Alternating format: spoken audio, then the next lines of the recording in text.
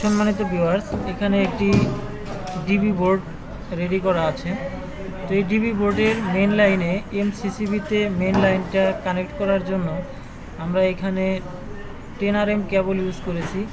তো 10 RM কেবলের সাথে কিভাবে কেবল লাক্স ক্রিম্পিং করতে হয় সে বিষয়ে আমি আপনাদেরকে ধারণা দেওয়ার চেষ্টা করব।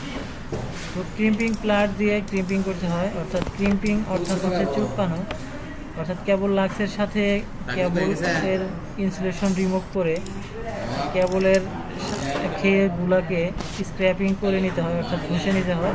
তারপর কেবল লাক্সটি বসিয়ে কেবল যে সাইজের যে কেবল অর্থাৎ যে এর কেবল সেই অনুযায়ী ক্রিম্পিং প্লেয়ারে দেখেন দেওয়া আছে, সেটা অনুযায়ী বসিয়ে হাত দিয়ে চাপ দিলেই হয়ে যাবে।